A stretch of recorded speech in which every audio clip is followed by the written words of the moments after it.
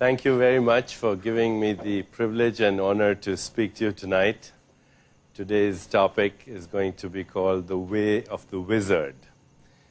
And this is the next leap we need to take as a species to recognize that all of us are wizards. That there is deep inside us a wizard, a shaman, a healer, a genius, a Merlin that can create a life of magic for us, that can take us into the world of the miraculous and the magical, and that life can once again become enchanted. Of course, being a seer, the wizard has no gender. It is only the clumsiness of English that turns Merlin into a he, as does our language with God and prophet and seer, and many words that are far beyond male and female. Wizardess is a clumsy word, so please know that wizard applies to women as well as men. If anything, the return of the magical has really been greeted more quickly by women in our society than anyone else. And for that, I'm grateful to womanhood. What is the wizard? How do we go about finding the wizard inside us? The route to the wizard is through the evolution of our own consciousness. Jonas Salk, the eminent scientist, the late Jonas Salk, coined the word metabiological evolution. Metabiological evolution, when he said that so-called Darwinian evolution, which was based on the survival of the fittest, is possibly over for us as a human species. That we are in a new phase of evolution. That the next stage of evolution is really the evolution of consciousness. And ultimately, it is the evolution of consciousness of consciousness. We have been, for the last several hundred years, in a sense, victims of a response that we developed thousands of years ago, which was at that time very crucial to our survival. That response that's genetically programmed within every cell of our body. And scientists recognize that response and give it a label. It's called the flight-fright response. We lived in a hostile environment as hunter-gatherers.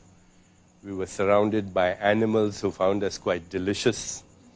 And we learned to protect ourselves either by running or by fighting. And that was useful at that time. Now that same flight-fright response is triggered by imaginary fears, by traffic jams, by the stock market, by things people say to us. And that response has very limited function. What it is doing now to us is creating an epidemic of cardiovascular disease, compromised immune systems, the epidemic of cancer, degenerative disorders. But even more importantly, it has given rise to a legacy of war and hatred and predation and conquest and subjugation and ecological devastation. We have become the predators on planet Earth. And just like other predators before us, we are risking our own extinction and risking the extinction of Mother Earth and this wonderful universe of which we are a privileged species. So, I think there is an urgent need for the wizard to return. There is an urgent need for the wizard to wake up within us. The wizard seeks what we have always sought deep inside us. What we have sought as humans is freedom. ultimately, that is what we are seeking. And there are levels of freedom, of course. You ask somebody, what is freedom? Perhaps the most superficial level of freedom is, I want to be able to do what I want, when I want. A second level of freedom is the ability to fulfill our desires. And we've already covered that in another program, the 7 Spiritual Laws of Success. What is the mechanics through which we fulfill our desires? Material desires, emotional desires, spiritual desires, etc. But there is the third level of freedom.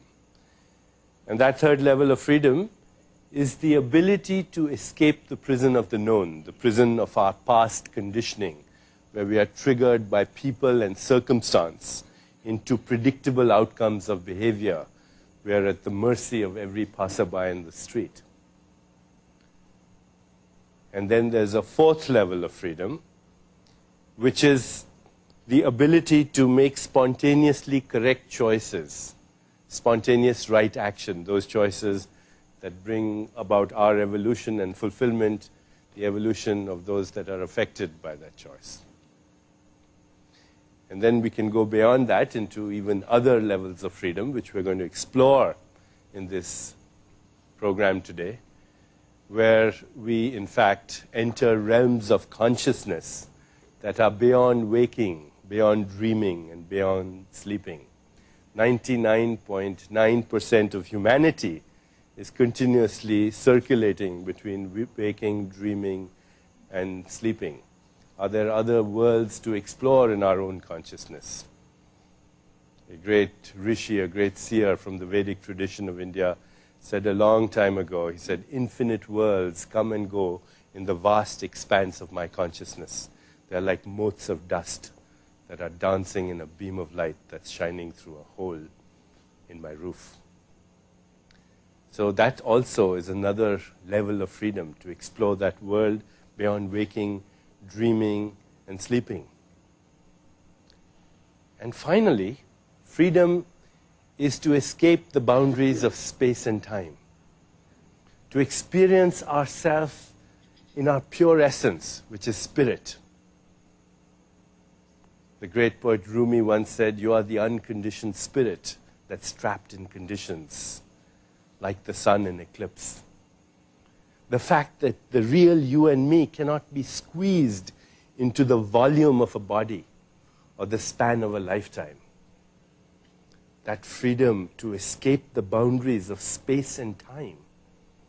Because we are not in space and time. You've heard the expression, you're in this world, but not of it. What does that mean?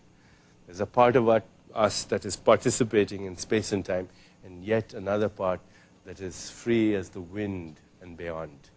Free as the dust in the dust. Free as the wind in the wind. Rumi once said, in love with life, my soul lives the subtlest of passions, lives like a gypsy. Each day a different house, each night under the stars. We're gypsies on planet Earth, here for a short time, here to give us and each other joy.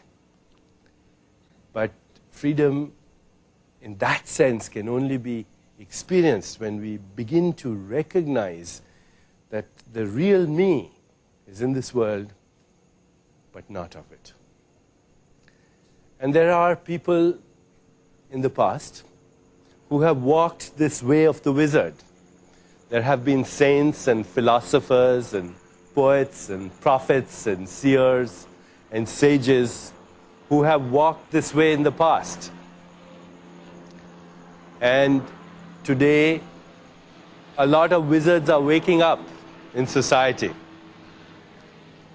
There are some very ordinary people who are not famous, who are wizards. They may be standing in the grocery store in front of you, or flying in that plane that just went by, or walking on the street before your house. It's happening at an astonishingly rapid way.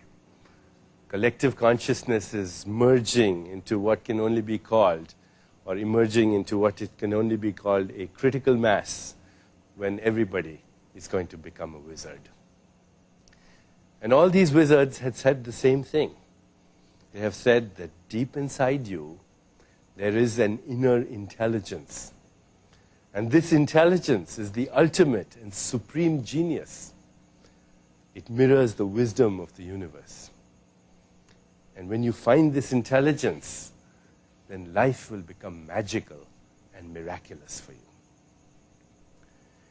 And this way of the wizard, this journey, which is a journey and a destination at the same time, it begins with a simple question that humanity has asked for thousands of years. The question is, who am I? Who am I? And when we first ask this question of ourselves, I think the first thing that we encounter is confusion and chaos. And that is all right. That is all right. The German philosopher Nietzsche once said, "You must have chaos within you to give birth to a dancing star." Chaos and confusion and uncertainty are the ingredients, the recipe for the emergence of clarity and intuition and order and knowledge and wisdom. Václav Havel, the founding president of the new Czechoslovakia, once said, "Keep the company and seek the company of those who are looking for the truth and run away from those who have found it." So we are on a quest together. We are on a journey together. We're not going to find the truth tonight, but we are going to find it as we go within and start exploring the realms of our own consciousness. And it's not an easy thing to do. The Upanishads of India have called it, this path of the wizard, the razor's edge, because it can be treacherous. As we first encounter our inner self, we begin to see confusion. The great Sufi poet Rumi was once asked, "Who are you?" And he said, "If you try and label me and confine me with your labels, you will starve yourself. You will starve yourself of yourself. Confine me in a box of cold words, that box will be your coffin, because I do not know who I am. I'm in astounding, lucid confusion." And he said something really beautiful. He said, "I'm your own voice echoing off the walls of God. The walls of God that are infinite, unbounded. Your own voice." It's another way of saying that the universe is a response of the observer. So as we go within ourselves, we find that we are a conglomeration of ambiguities, an agglutination of different archetypal energies that are stoking the fire of life in the basement of our souls. Look at and that it is time that world governments officially acknowledge the divine and the diabolical at the same time. There's the sacred and the profane. There's the dark night of the soul, and there's the beatitude of grace. There is forbidden lust, and yet there is the ecstasy and exaltation of unconditional love. There's the simultaneous coexistence of all these opposite values. And as we begin to go through these secret passages, these dark alleys, these ghost-filled attics of our mind, then beyond all that is a world of pure spirit, of pure joy, of infinite flexibility, of unbounded possibility. It is here that we discover the secrets of the wizard that knows everything about everything when it needs to know. It is here that we find the evolution of our own consciousness through the change of the quality of our own attention. So as we walk through this way of the wizard, I'm going to take you through the different steps that we will encounter as we go past these secret passages of our own mind to find this world of pure creativity, pure knowledge, and pure wisdom. And as we look at these different aspects of our own self, we will also discover that these are the qualities of consciousness that are not really necessarily sequential. That although they may unfold along the path in sometimes a seemingly sequential manner, they simultaneously coexist at the same time. Like the different facets of a diamond that shine differently depending on where the light is coming from. So even though the stages of metabiological evolution, I'm using that phrase borrowed from Jonas Salk because that's what it's all about, the phases of metabiological evolution are not just merely sequential, they are simultaneous. They are the qualities of attention of the self to itself as it discovers itself. The self to itself as it discovers itself.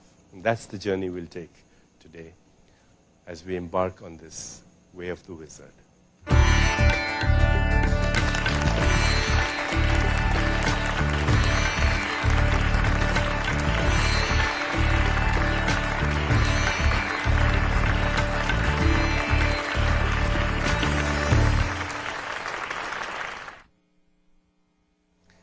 As we go on this path, which has frequently been called the pathless path, because there are no clear road signs, there are some things that we all experience. I have, as I look through the perennial philosophy and the great spiritual traditions of the world that gave rise to all the great religions of the world, it became obvious to me that no one country or no one culture or no one religion for that matter had the prerogative on the truth, that the truth had been discovered in a sense everywhere simultaneously. Because just like science is a methodology for exploring the truth through objective means, the subjective experiences of sages and seers are methodologies, literally methodologies, for exploring the truth in the realm of consciousness. And therefore, it's equally scientific. If you want to learn to become a physicist, what do? You take training in physics. If you want to learn the way of the wizard, then you have to explore your own consciousness. And that's as scientific as any other scientific methodology. Those who have gone this path before us have said to us that there are probably at least 7 stages through which human consciousness evolves. The stage of innocence, which is the first stage. The second is called the birth of the ego. The third is the birth of the achiever. The fourth is the birth of the giver. The fifth is the birth of the seeker. The sixth is the birth of the seer. And the seventh is the birth of the spirit. We'll go through all of these in a sequential manner and also see at the same time how these different components of being exist within us all simultaneously. That they all exist within us simultaneously. So the birth of innocence is the first stage. Examine any newborn baby, and you will encounter that in its purity. A newborn baby is full of innocence and self-acceptance and trust and love. It's the embodiment of pure awareness. If you want to look at the characteristics of the innocent in you, examine those times when you have that experience. The innocent is alert like any baby. It's full of curiosity and wonder for life. That sense of wonder is there. There's a feeling of security that you're wanted on this earth. And an inarticulate knowingness that beyond the tumult of time lies the peace of the timeless. There is self-acceptance. There is trust. there is love. And all of us have experienced that, not only as babies, as children, but in fact, even as adults. Although it helps to look at a baby to remind us that that innocence really never dies. You want to get in touch with the source of creation, look at a baby, because it is coming from the womb of creation. And you will immediately be transformed into a being of love. Just that simple encounter with a baby will awaken the innocent inside you.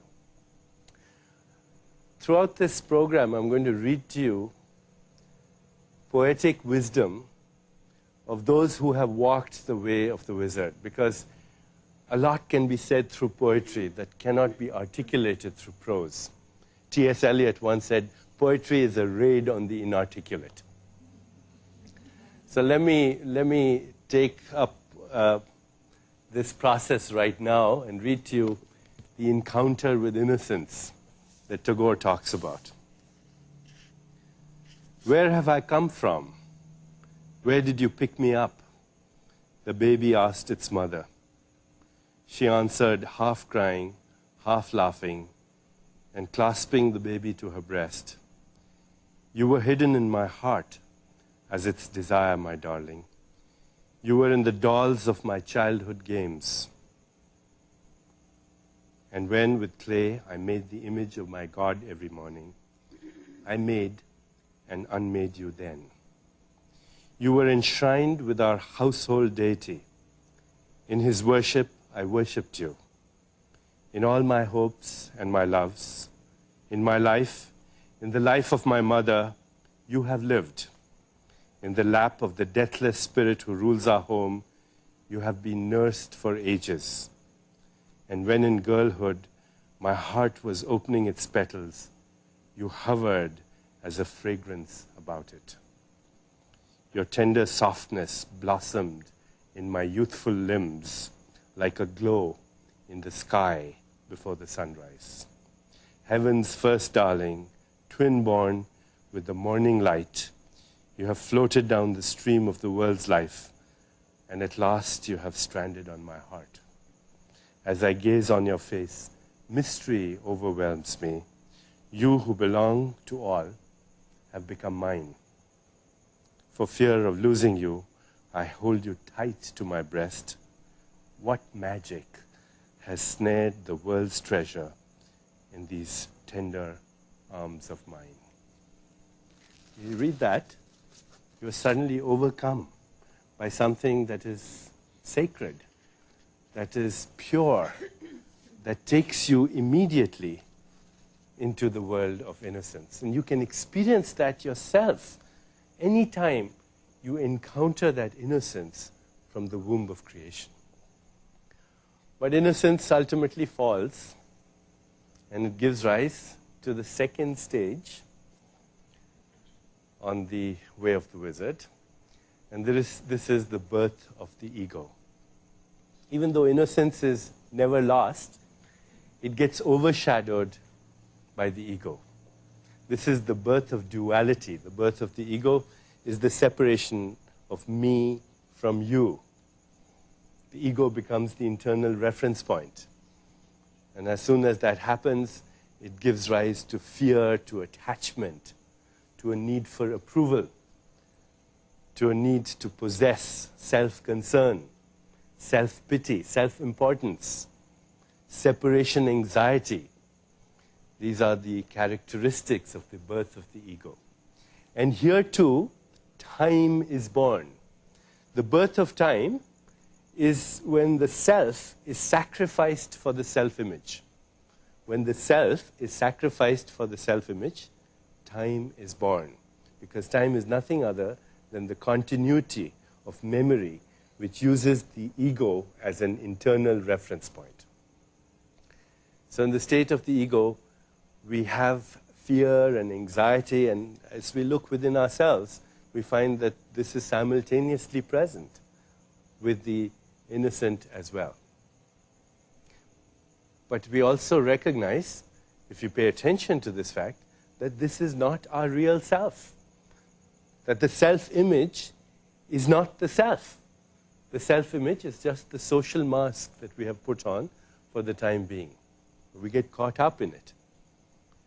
A time comes, though, that we begin to recognize that the ego is really a prison, a necessary stage, because it is necessary, because it gives us individuality, it gives us a sense of identity, it ensures our survival as an individual, but it's a lonely existence.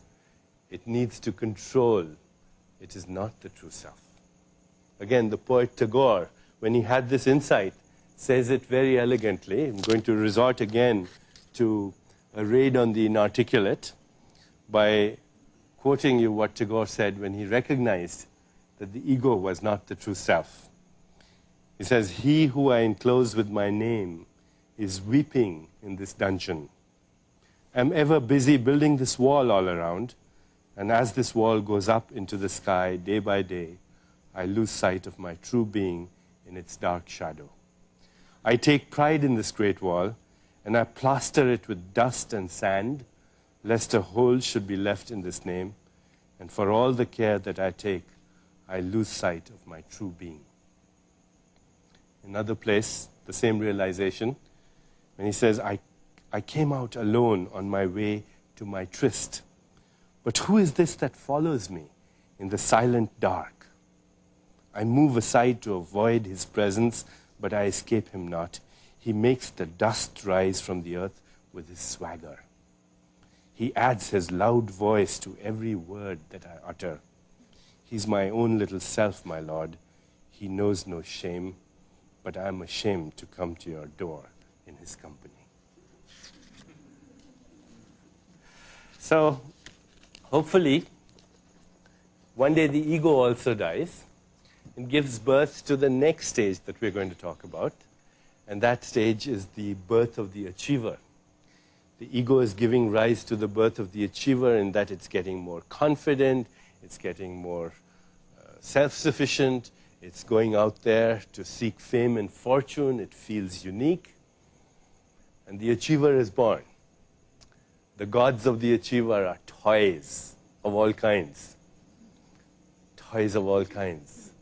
Material things. Approval, sex, money, power.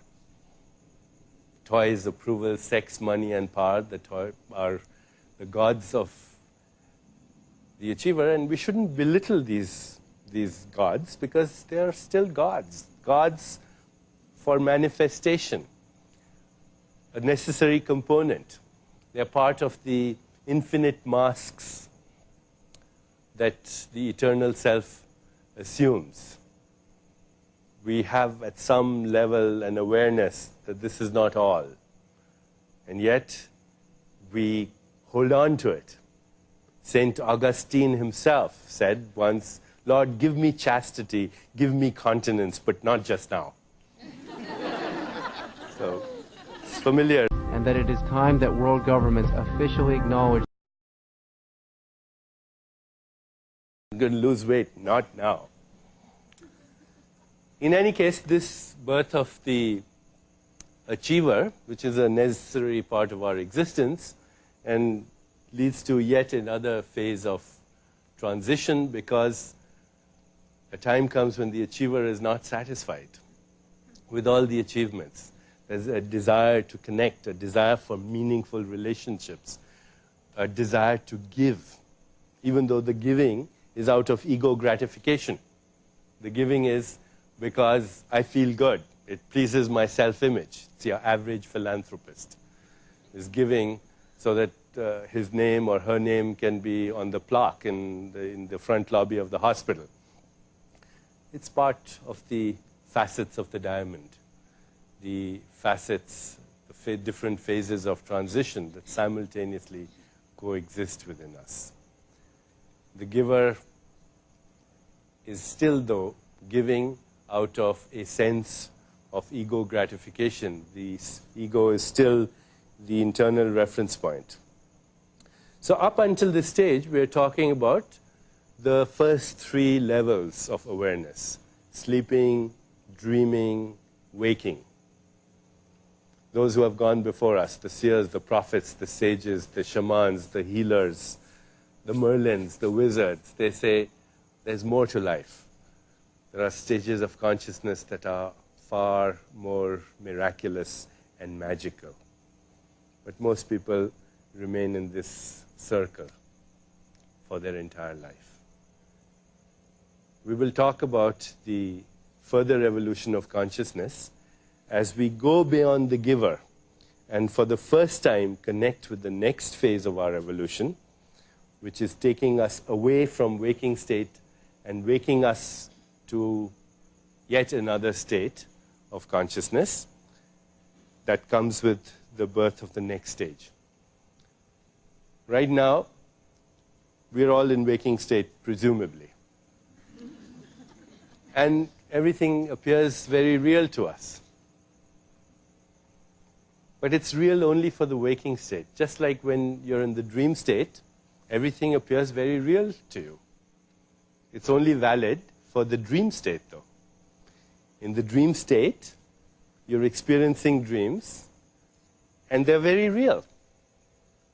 It's only after you wake up from the dream that in hindsight you say, aha, that was a dream, how interesting, now I'm awake. Well, the wizards before us say this is true of the waking state as well. It's real because you're in it, just like you were in the dream. And the day shall come when you will wake up from this and look back and say, aha, the waking state, how interesting. We tend to think that the dream is not real because it's manufactured in our brain. But we don't realize that this reality, with its stars and galaxies and trees and rainbows, and you and me, is also manufactured in the brain. The brain and our senses are transducers that take that radically ambiguous and ceaselessly flowing quantum soup and convert it into material reality. The magic is here. The magic is inside consciousness, which conceives and governs and creates and becomes the world of form and phenomenon. We take an energy soup, an information soup, and we convert it into material reality here in a certain state of consciousness that we call waking state of consciousness. But as we go beyond this waking state of consciousness, and we start to glimpse our own soul and get in touch with that, we will realize that there's a state of transcendence where this world of form and phenomenon becomes valid only for this state of physiology and this state of consciousness. Consciousness creates its own physiology. And each state of physiology has a certain style of functioning. The brain waves function in a certain way. Your heart rate, your breathing, your patterns of information and energy in the body are relevant only to that state. So the dream state has its own metabolic rate, its own physiology. The sleeping state has its own metabolic rate, its own physiology. The waking state has its own. And in each of these, we construct different realities. Let us see, as we go along the way of the wizard, what the next stage is and what happens when the seeker is born.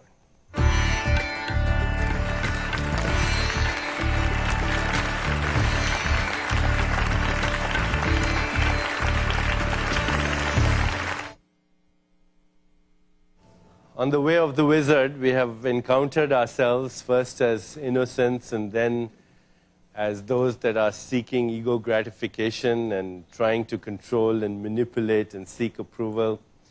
We have seen that giving birth to the giver.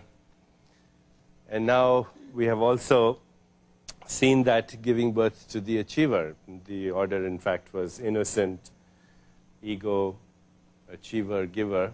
We've seen these different facets of ourselves, and we recognize that there is still a hunger, a thirst for something more. The toys and approval and sex and power and money and giving are not complete gods.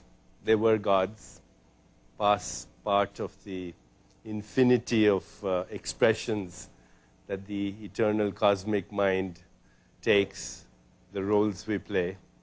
But yet, there is an eagerness for spiritual experience. Material joys no longer bring total fulfillment. And there is this insight somewhere that everything that is material is transient. It's enjoyable, but it's transient. There is the confrontation for the first time that all our experiences have a beginning and a middle and an end. There is the possibility of knowing that, in fact, one day life itself as we know it might end.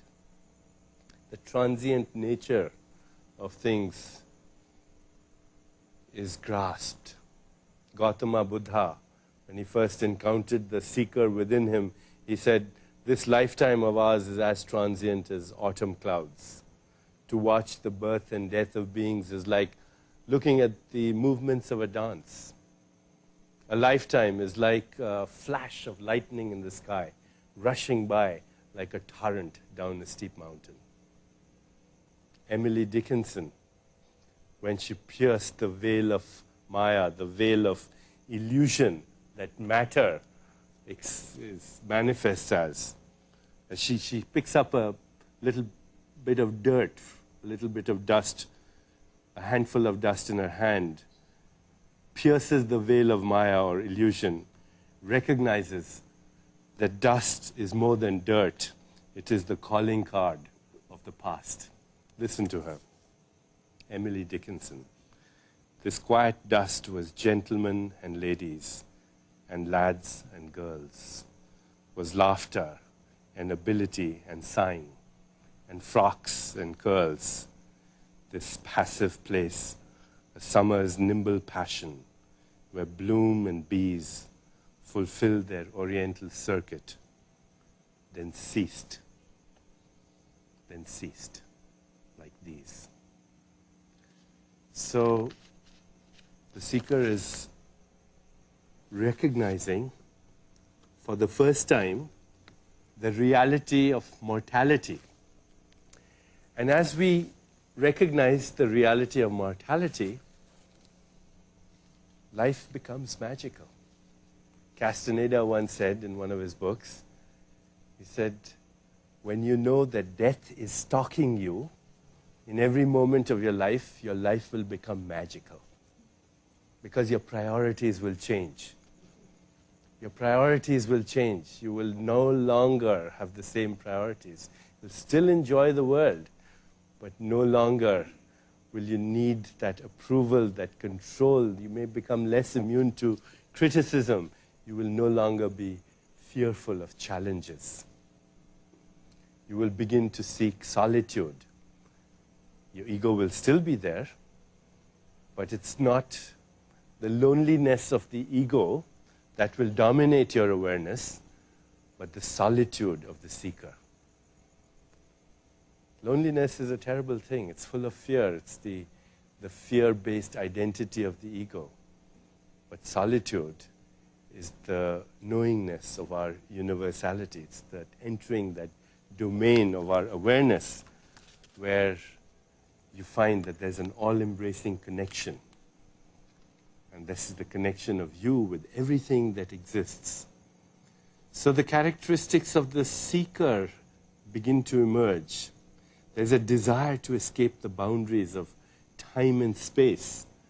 There's a desire to discover one's essence as timeless. The giving now takes on a new texture. The giving is more out of love and compassion. Love has no other purpose anymore than loving. Again, St. Augustine said once, I am in love with loving. St. Bernard says, discovering the seeker in himself, love seeks no cause beyond itself and no fruit. It is its own fruit and its own enjoyment. I love because I love. And this experience comes through the experience of solitude. It comes through the need for solitude. St. John of the Cross San Juan de la Cruz says of solitude, says the conditions of the solitary bird are 5. The first, that it flies to the highest point.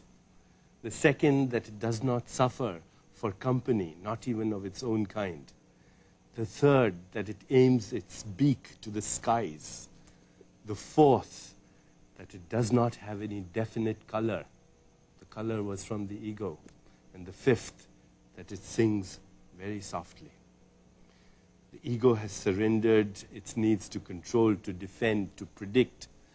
The ego is now aware that death is stalking it and that priorities are changing. So let me read to you the discovery of this seeker through Tagore's poetic wisdom, through his insight when he first confronted death, the reality of death, and when his priorities changed. I know that the day will come when my sight of this earth shall be lost, and life will take its leave in silence, drawing the last curtain over my eyes. Yet stars will watch at night, and morning rise as before, and hours heave like sea waves, casting up pleasures and pains. When I think of this end of my moments, the barrier of the moments breaks, and I see by the light of death your world with its careless treasures. Rare is its lowliest seat, rare is its meanest of lives, things that I longed for in vain, and things that I got, let them pass. Let me but truly possess the things that I ever spurned and overlooked. This then is the birth of the seeker, where there is self-reliance, a willingness to trust. Addictions begin to wane off in this stage. Giving is more out of love and compassion, not expecting anything in return, not even gratitude. And there are glimpses of the soul. And as one glimpses the soul and recognizes that this soul is something that cannot be squeezed into the volume of this body, or even the span of this lifetime, there is a comfort with the knowledge of physical mortality. And so the seeker is born, and now there is a little bit of insight into this fourth state of consciousness. The fourth state of consciousness is that the seeker is beginning to find the seer, is beginning to find the one that he's looking for, she's looking for, is the one that is doing the looking. And as one encounters this aspect of oneself, and because this self, this soul, this glimpse of the soul, which is the fourth state of consciousness, beyond waking, dreaming, and sleeping, and that it is time that world governments officially acknowledge the vast ocean of consciousness, the seeker begins to experience meaningful coincidence and synchronicity, begins to notice that intentions spontaneously orchestrate space-time events in order to bring about the outcome that was intended. You're thinking of somebody and they call you on the phone. You go to New York City and you say, I'm going to meet so-and-so. You step out of the elevator and there they are. These are the characteristics of the seeker. The seeker is beginning to understand, literally, the mechanics of creation, is beginning to know that established in being, when action and thought are performed, then that brings about the world of the magical and the miraculous. In normal waking state, our attitude to life is, when I get this, then I'll do this, then I'll think this, and then I'll be like this. But the seeker reverses that, says, I'll be like this, and then spontaneously dynamism of thought will come that will fulfill my desires, and then I'll do the things that are necessary, and then I'll have everything I want. The whole attitude is reversed. Instead of having, doing, thinking, and being, the seeker is being, thinking, doing, and having. It's reversed, and finds that it's much more joyful that way, and a lot more is there. This beginning of the world of the magical and miraculous, I'd like to read to you an insight from the great poet Samuel Taylor Coleridge when he discovered meaningful coincidence and synchronicity. As I said earlier, this is not a path that is being discovered for the first time by us. This has been called the perennial philosophy for a reason. Many people all over the world have traveled this path before. So here's what Samuel Taylor Coleridge says as he discovers the seeker and the world of the magical and the miraculous and synchronicity and meaningful coincidence. And what if in your sleep you dreamed? And what if in your dream you went to heaven and there plucked a strange and beautiful flower? And what if when you awoke you had the flower in your hand? Ah, what then?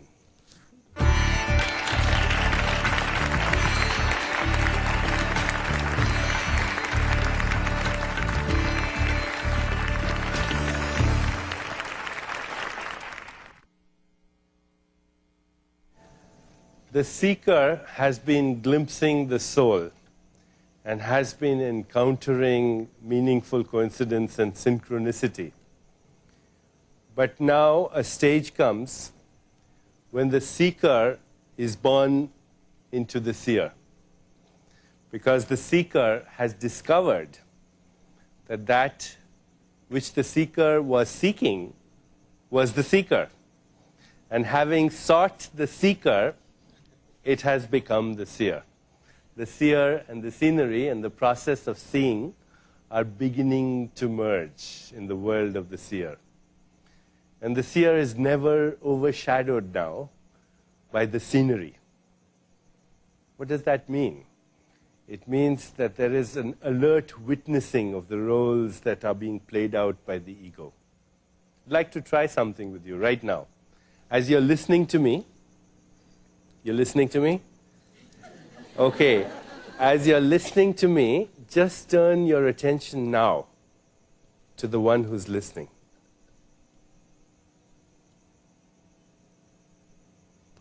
And you're listening to me, you turn your attention to the one who's listening.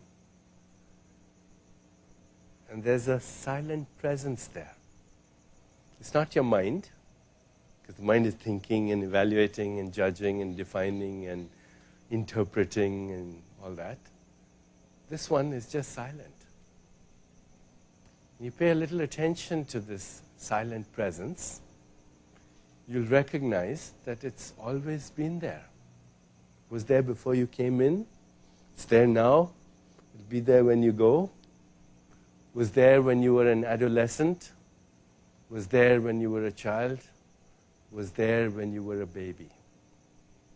And if you pay attention to this presence, you will become aware, without anyone trying to explain to you, that this presence has always been there. Before birth, after death. In fact, birth and death are just interruptions in the continuum of this eternal presence.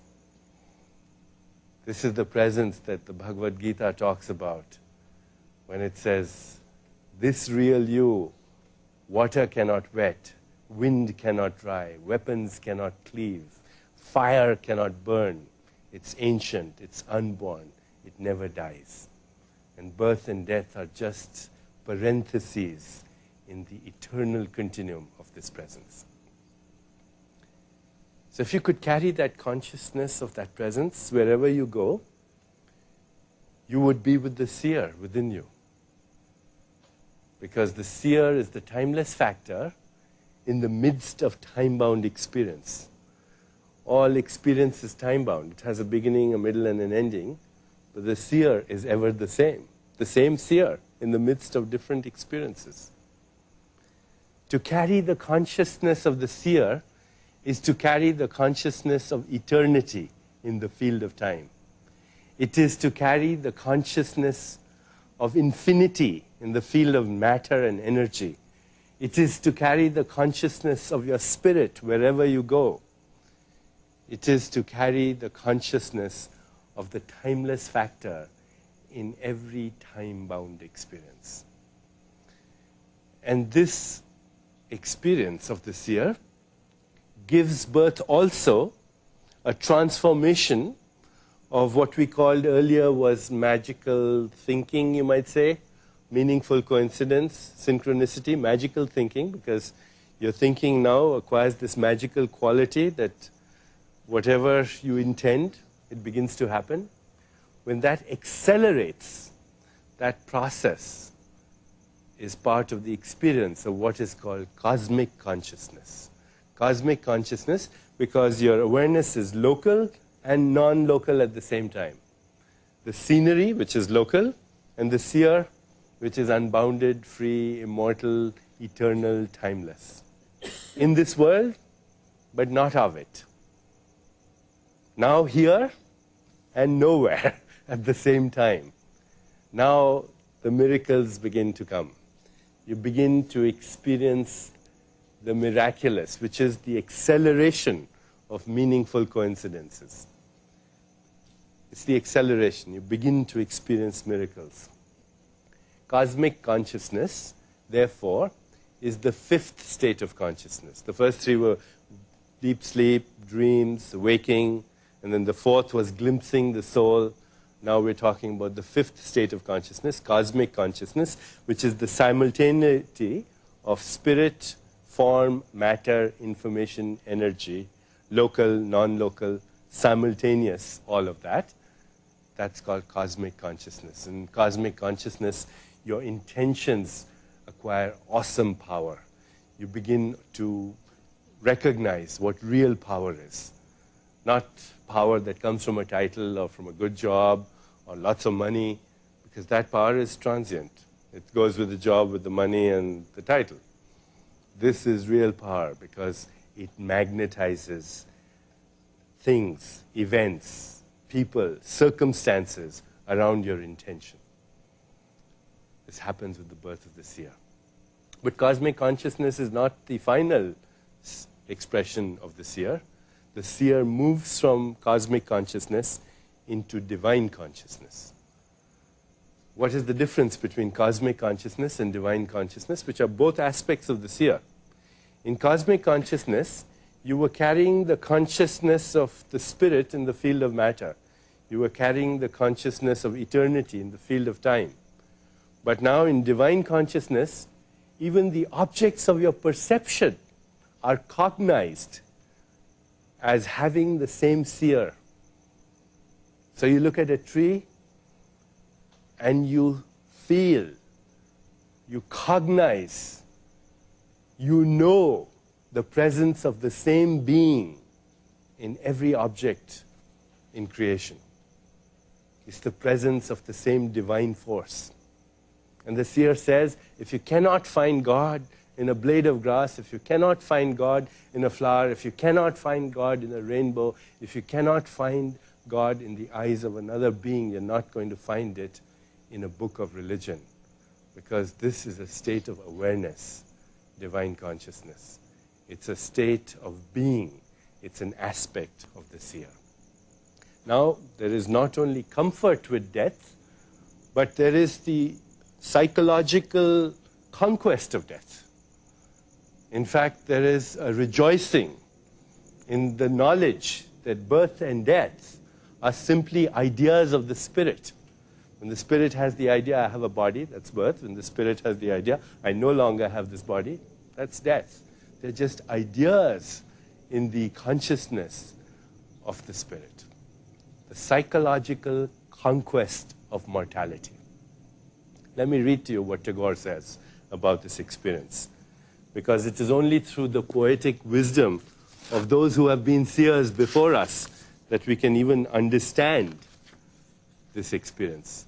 It resonates with us. At some level of being, we recognize it to be true.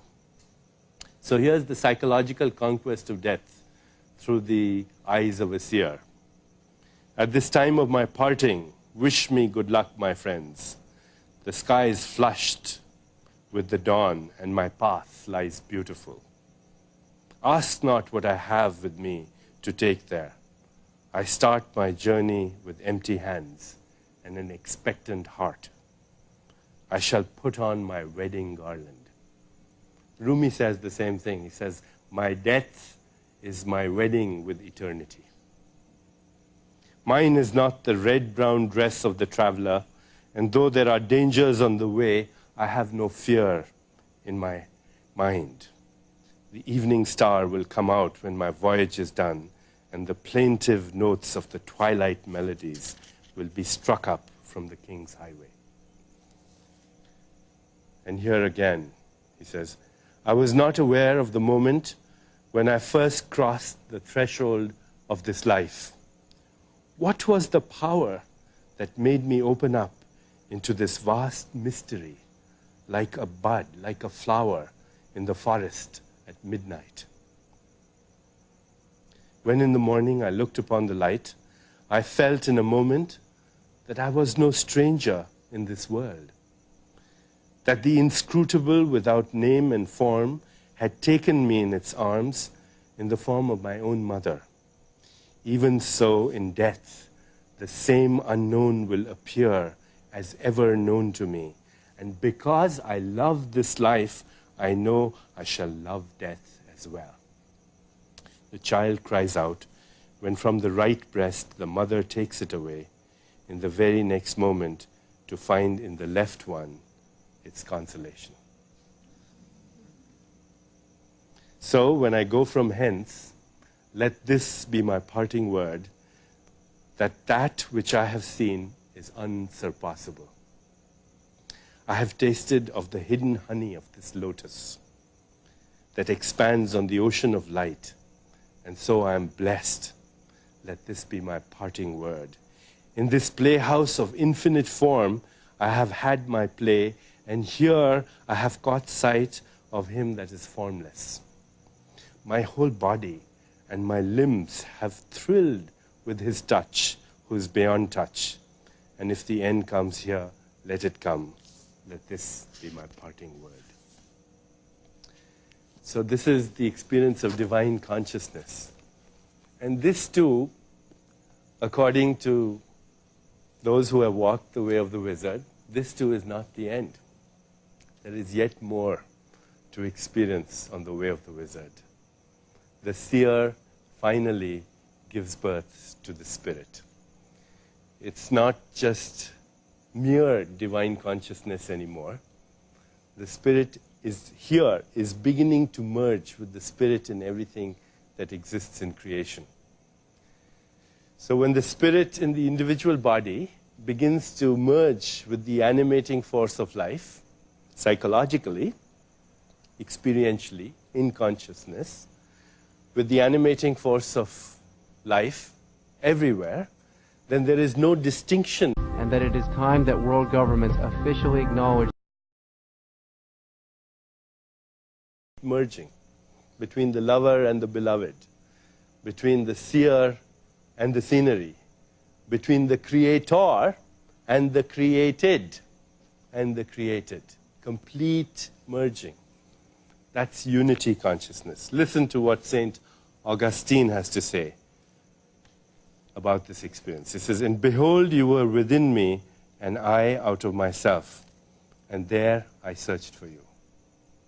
Listen to what the book of Moses says. And God said unto Moses, I am that I am. The universe has become my body. I have a personal body, but I have a universal body. And they're both equally mine, because the real me is non-local. Now I've gone beyond miracles. In cosmic consciousness, there was the experience of miracles. In divine consciousness, there was the creation of miracles. And now there's no need for miracles because everything is a miracle. The fact that we are here is a miracle. The fact that I breathe is a miracle. The fact that there are colors and textures and forms and music and sound and tastes and smell is a miracle. No longer am I caught in the clutches of rationality. I have gone beyond that to experience the universe as my body. It's a return, in a sense, to the state of innocence, but a different kind of innocence. The first kind of innocence was out of ignorance. And this new innocence is the same innocence, but with a knowingness, a wisdom, a conquest of even the experience of mortality. T.S. Eliot, we shall not cease from exploration, and the end of our exploring is to arrive at the place we started from and know the place for the first time. So it's a return to this ocean of pure consciousness from where we started in the first place and merge with it. Listen to what Rumi says. Behold the body born of dust, how perfect it has become. Why should you fear its end? When were you ever made less by dying? When you pass beyond this human form, no doubt you will become an angel and soar through the heavens. But don't stop there. Even heavenly bodies grow old. Pass again from the heavenly realm and plunge into the vast ocean of consciousness. Let the drop of water that is you become 100 mighty seas. But do not think that the drop alone becomes the ocean. The ocean too becomes the drop. So, and in another place he says, let the waters settle. You will see stars and moon mirrored in your being. This is the miracle of unity consciousness. The cosmos is my body. And it's equally mine. It's as much as my personal body. It's sacred. It is that responsibility that is being thrust upon us in this, what we started out by saying was metabiological evolution. We are a privileged species on planet Earth because we are the only species that has a nervous system that is capable of becoming aware that we are aware. We are conscious of the fact that we are conscious. And just like our flight-fright response, our flight-fight response gave rise to a predator psychology which was useful in a certain phase of our evolution. This new way of the wizard, this new metabiological evolution is necessary for us because the universe has chosen us to take care of it. We are a privileged species. Are we up to the responsibility?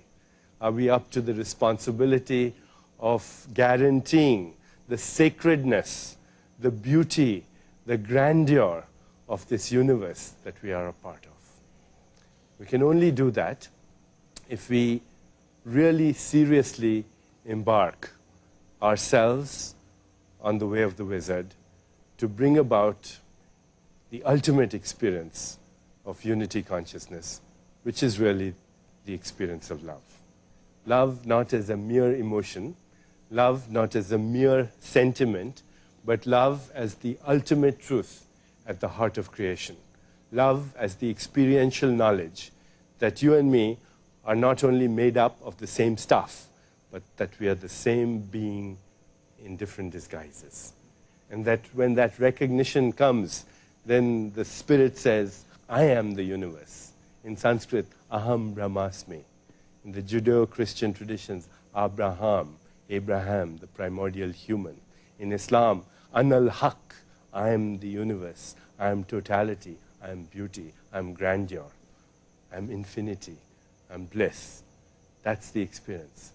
So, in the end, I'd just like to say that this is really all about love. Love is the merging of the spirit with the spirit. I'd like to end the session. I'm very grateful for you all to be here, to give me this opportunity to talk to you. And I'd like to summarize it, finally, with a little poem from the great Sufi poet Rumi once again, who said, wherever you are and in every circumstance, try always to be a lover and a passionate lover. once you have possessed love, you will remain a lover in the tomb on the day of resurrection, in paradise, and forever. And if you have not been a lover, count not your life as lived. On the day of reckoning, it will not be counted. Thank you.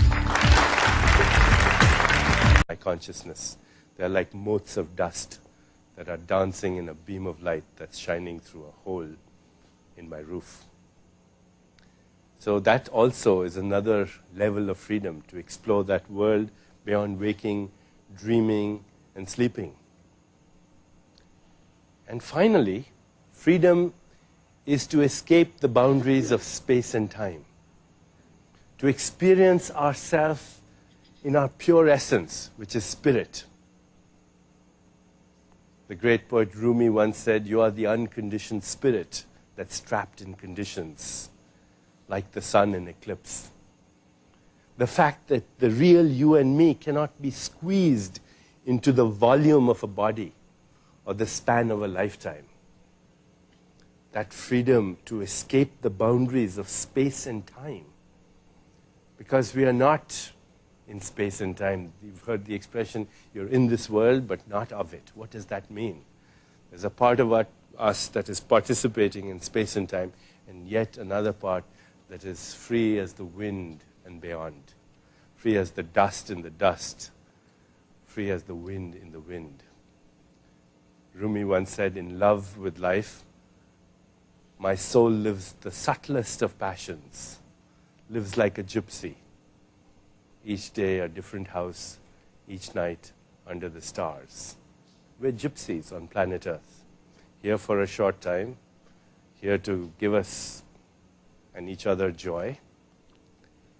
But freedom in that sense can only be experienced when we begin to recognize that the real me is in this world, but not of it.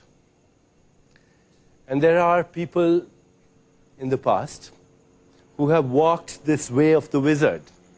There have been saints and philosophers and poets and prophets and seers and sages who have walked this way in the past.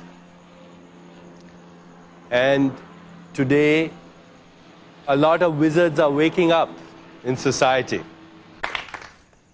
Thank you very much for giving me the privilege and honor to speak to you tonight. Today's topic is going to be called The Way of the Wizard. And this is the next leap we need to take as a species to recognize that all of us are wizards. That there is deep inside us a wizard, a shaman, a healer, a genius, a Merlin that can create a life of magic for us, that can take us into the world of the miraculous and the magical, and that life can once again become enchanted.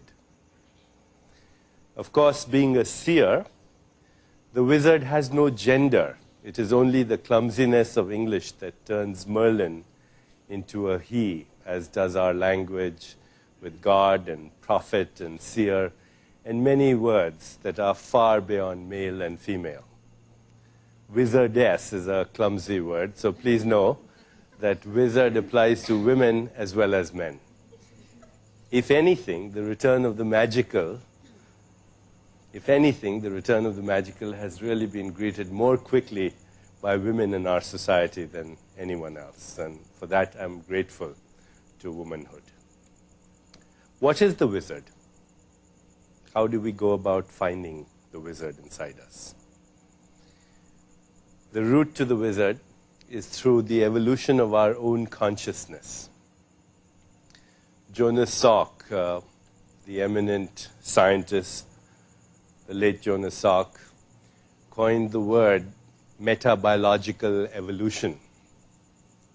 Metabiological evolution, when he said that so-called Darwinian evolution, which was based on the survival of the fittest, is possibly over for us as a human species. That we are in a new phase of evolution. There are some very ordinary people who are not famous, who are wizards. They may be standing in the grocery store in front of you, or flying in that plane that just went by, or walking on the street before your house.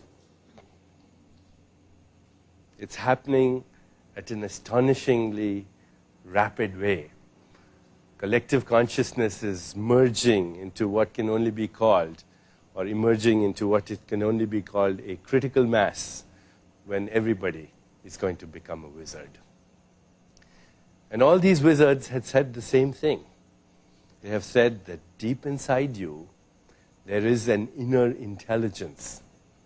And this intelligence is the ultimate and supreme genius. It mirrors the wisdom of the universe. And when you find this intelligence, then life will become magical and miraculous for you. And this way of the wizard, this journey, which is a journey and a destination at the same time, it begins with a simple question that humanity has asked for thousands of years.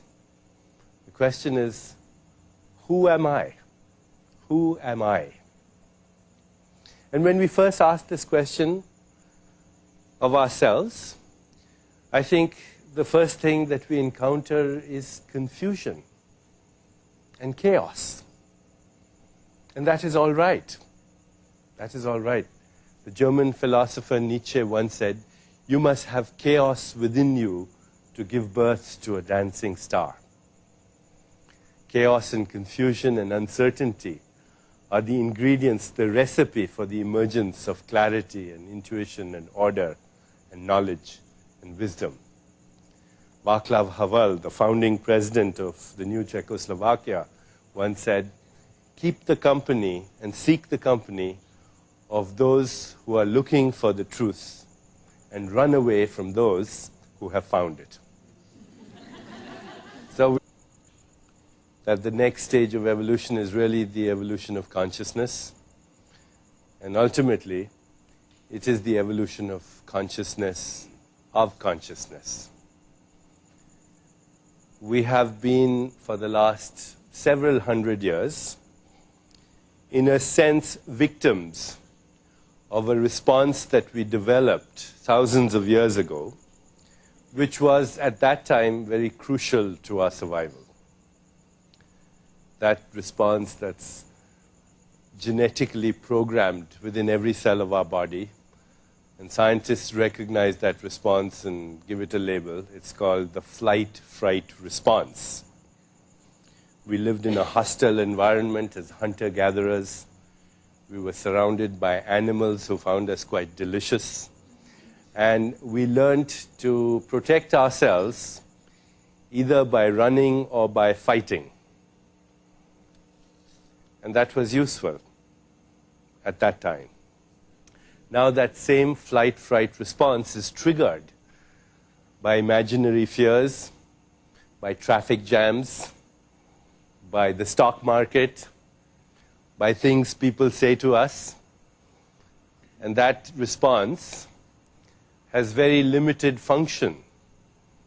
What it is doing now to us is creating an epidemic of cardiovascular disease, compromised immune systems, the epidemic of cancer, degenerative disorders. But even more importantly, it has given rise to a legacy of war and hatred and predation and conquest and subjugation and ecological devastation. We have become the predators on planet Earth. And just like other predators before us, we are risking our own extinction and risking the extinction of Mother Earth and this wonderful universe of which we are a privileged species. So, I think there is an urgent need for the wizard to return. There is an urgent need for the wizard to wake up within us. The wizard seeks what we have always sought deep inside us. What we have sought as humans is freedom. Ultimately, that is what we are seeking. And there are levels of freedom, of course. You ask somebody, what is freedom? Perhaps the most superficial level of freedom is, I want to be able to do what I want, when I want. A second level of freedom is the ability to fulfill our desires. And we've already covered that in another program, the 7 Spiritual Laws of Success. What is the mechanics through which we fulfill our desires? Material desires, emotional desires, spiritual desires, etc. But there is the third level of freedom. And that third level of freedom is the ability to escape the prison of the known, the prison of our past conditioning, where we are triggered by people and circumstance into predictable outcomes of behavior. We are at the mercy of every passerby in the street. And then there's a fourth level of freedom, which is the ability to make spontaneously correct choices, spontaneous right action, those choices that bring about our evolution and fulfillment, the evolution of those that are affected by that choice. And then we can go beyond that into even other levels of freedom, which we're going to explore in this program today, where we, in fact, enter realms of consciousness that are beyond waking, beyond dreaming, and beyond sleeping. 99.9% of humanity is continuously circulating between waking, dreaming, and sleeping. Are there other worlds to explore in our own consciousness? A great rishi, a great seer from the Vedic tradition of India said a long time ago, he said, infinite worlds come and go in the vast expanse of my